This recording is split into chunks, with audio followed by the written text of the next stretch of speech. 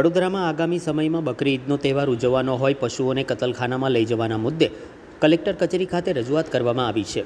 Pickle ધનુર્ધારી ફાઉન્ડેશનના સહયોગથી જિલ્લા કલેક્ટરને આવેદનપત્ર પાઠવીને વિવિધ મુદ્દાઓ પર ધ્યાન દોરવામાં આવ્યું હતું।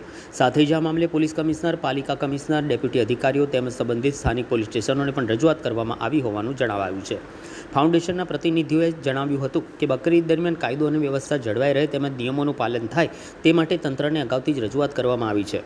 સમગ્ર મામલે સંબંધિત વિભાગો દ્વારા યોગ્ય કાર્યવાહી કરવામાં આવે તેવી માંગણી પણ કરવામાં આવી છે। વિવિધ એનજીઓ તરફથી અમે બધાએ રજૂઆત કરી છે કલેક્ટર સાહેબને, કમિશનર સાહેબને કે જે ઈદ દરમિયાન જે પણ અત્યારે ઇલીગલી ટ્રાન્સપોર્ટેશન થઈ રહ્યું છે, ઇલીગલ કતલ થઈ રહ્યા છે, જાહેર ઉપદ્રવમાં વિવિધ મીન્સ કે માંસ મટન મળી રહ્યું છે, ઇલીગલ એ લોકો ટ્રાન્સપોર્ટેશન કરીને ક્રુરલ્ટી કરી રહ્યા છે, એ બધી જ બાબતોએ અમે લોકોએ કલેક્ટર સાહેબને રજૂઆત કરી છે કે એટલીસ્ટ લો અને લીગલ ઓર્ડરનું ડેકોરમ મેન્ટેન કરે અને જે આપણા કાયદા છે કાયદા પ્રમાણે અનુસરે અને વિવિધ જે પણ આપણા કાયદા પ્રમાણે જે પણ આપણી SOP ગાઈડલાઇન છે એ પ્રમાણે ઈદની દરમિયાન ઈદના તહેવારને એવી રીતે ઉજવવામાં આવે।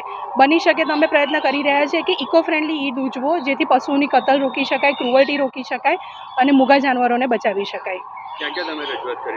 અમે કલેક્ટર સાહેબમાં રજૂઆત કરી છે, SP સાહેબમાં રજૂઆત કરી છે, CP સાહેબમાં રજૂઆત કરેલી છે, વિવિધ બધા જ પોલીસ સ્ટેશનમાં રજૂઆત કરી છે, ગુજરાત પશુ કલ્યાણ બોર્ડમાં રજૂઆત કરેલી છે, જે બી જે આ ડિપાર્ટમેન્ટને લગતા તમામ VMC છે બધી જગ્યાએ રજૂઆત કરેલી છે।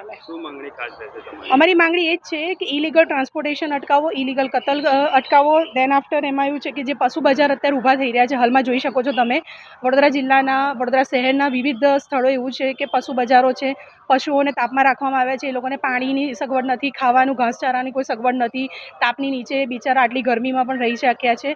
એ બાબતે જરૂરી યોગ્ય કાર્યવાહી કરે અને એની પર આગળ કાયદેસરના પગલાં ભરે।